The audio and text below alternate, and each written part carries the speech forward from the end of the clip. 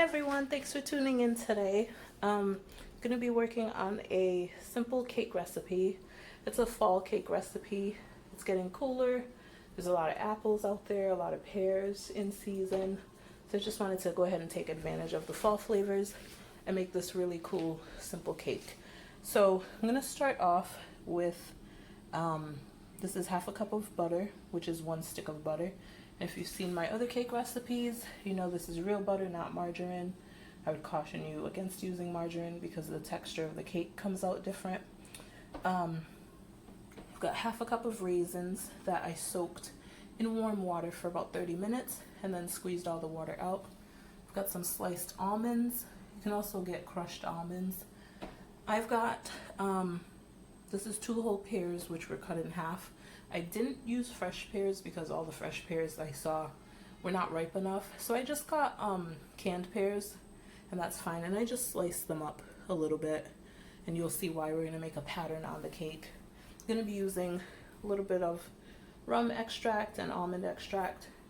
These are just flavors that I like. You don't have to use them. You could just use regular vanilla. Have 3 eggs, a cup of sugar. This is a cup and a half of flour, and this is just your regular bleached all-purpose flour. And I've added 1 3/4 teaspoon of baking powder to it. This is 1 cup, and this is the juice that the pears were in. You could use whatever liquid you want. You can use milk if you'd like. And also I've got some lemon zest. So let's go ahead and get started making the cake. Alright, I'm going to start by mixing my sugar with my butter. And you just want to take either a wooden spoon or a spatula and kind of mix it a little bit before you get the mixer. And what you're looking for is to break up the butter and have it form like smaller balls or smaller pieces. And so this is kind of what you're looking for. Now I'm going to go ahead. I actually need a tablespoon or a knife. I'll be right back.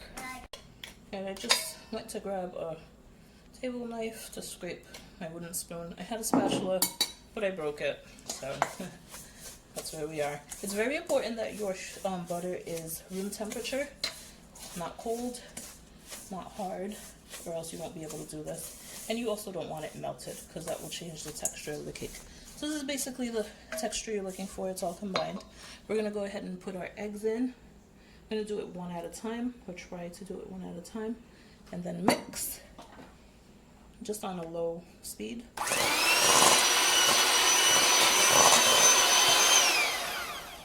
ahead and put the next one in. Mix.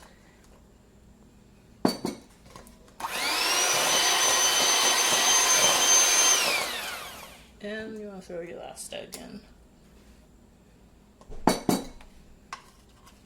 And mix.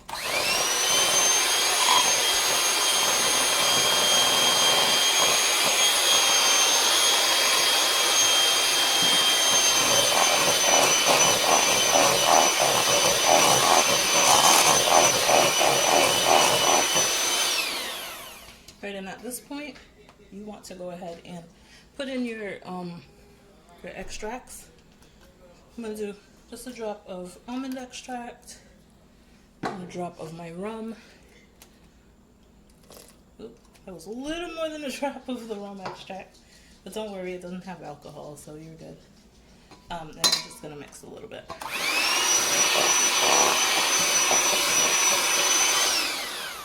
Alright, next thing I'm going to do is I'm going to do half of my flour and baking powder mixture, and I'm going to be sifting that in just to make sure the cake is nice and light, no lumps.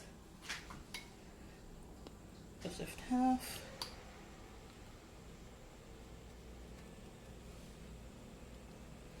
And if there are clumps that are left, you know, in your sieve, You just want to leave them in there. You don't want to put them back in the cake.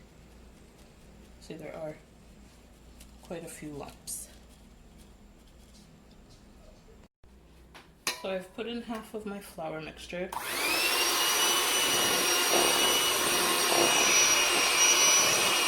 Just gonna mix a little, and I'm gonna put in half of my liquid.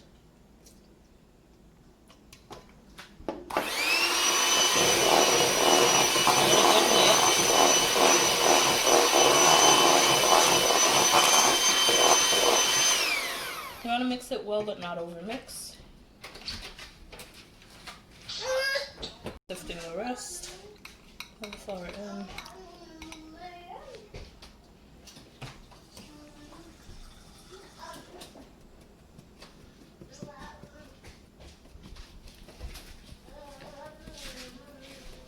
And again, if there's any little balls, you just want to leave them.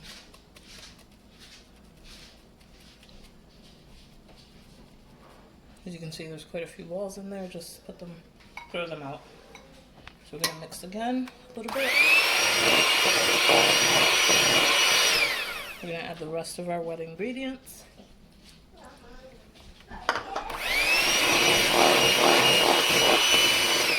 You want to mix and take your spoon and push the sides down with either a spoon or a spatula.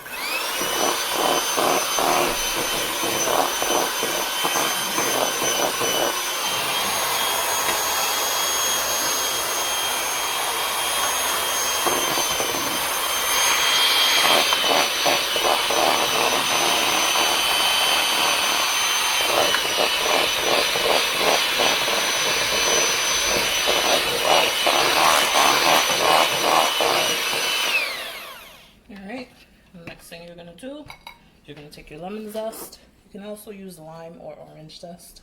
I just happen to like lemon zest. You just want to put that in. You don't want to mix it with your mixer because it gets stuck to the blades. So you just want to use your spoon. At this point, you're done with the mixer. Just go ahead and lightly fold it in, scraping the sides and turning your bowl as you go.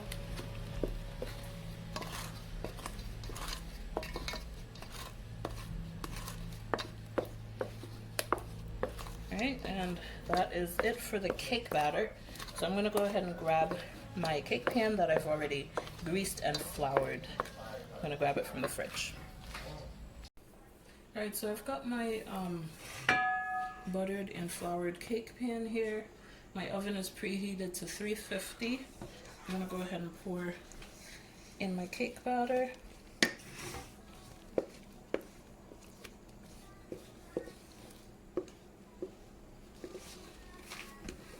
This is a 9-inch cake pan.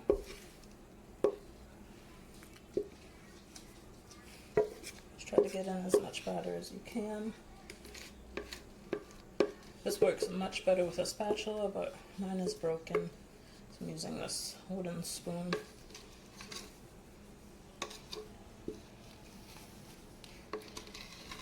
And I think that's all I'm going to be able to get. You just want to go ahead and spread it.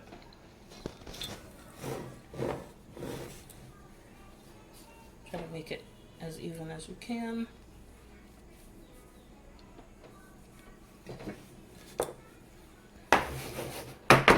Shake it around a little, get the air bubbles out. And then we're going to put the fruit into the cake. And what I did was I cut the pears a little bit more, just so they're smaller and they're more evenly distributed throughout the cake. And as you put the fruit in, the fruit is going to end up sinking. That's why I didn't put it in the batter. Because if you do that, then all the fruit ends up at the bottom. So this is the best way to make sure that it's, even throughout the cake. And just go ahead and put it whatever way you want, just to try to get it evenly so that when you slice the cake, each piece has some fruit in it.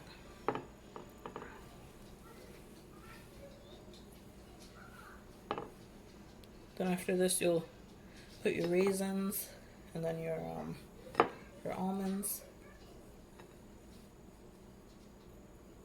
So it doesn't have to be neat, just, Some pieces of fruit will be bigger than others, it's fine.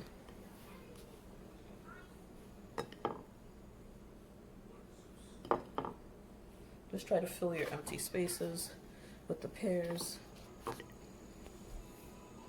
This works with apples as well. You can use dried cranberries.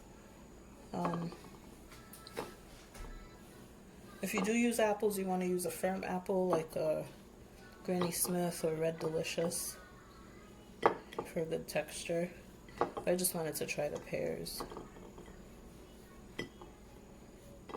Alright, that's pretty much all of my pears. Alright, next, I squeezed all the water out of the raisins. You don't want, water in it. And just spread it as well as you can.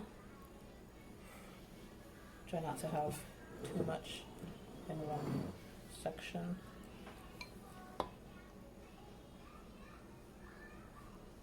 And the raisins too will sink into the batter. The only thing that will end up staying on top is probably the almonds because they're super light, and that's fine. I'm gonna end up dusting the cake with a little powdered sugar once it's cooked. Alright, and that's the raisins. And I'm gonna go ahead and top it with the almonds. Just spread those around. These are just almond slices that were pre-sliced in the package. You don't have to do a bunch of work. Alright, so that is it. Our cake is ready for the oven. I'm going to put this in for between 30 and 45 minutes. I'm going to check on it at the 30-minute mark to see if it's cooked. And you can tell if it's cooked by inserting a knife into the center. If it comes out clean, it's cooked. Alright, we'll check on it in half an hour. Alright guys, so the cake is out of the oven. At the 30-minute check point, it wasn't quite done, so I left it in the oven an additional 10 minutes. So total cooking time was 40 minutes, and we're just going to let this cool off for about an hour or so, and then transfer it to a baking dish, and then dust it with a little powdered sugar. We'll be back.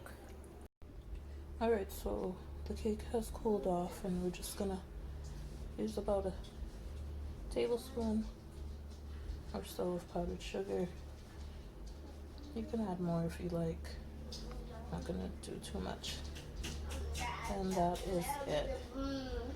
Alright, there you have it. This is your fall cake with pears, raisins, and almonds.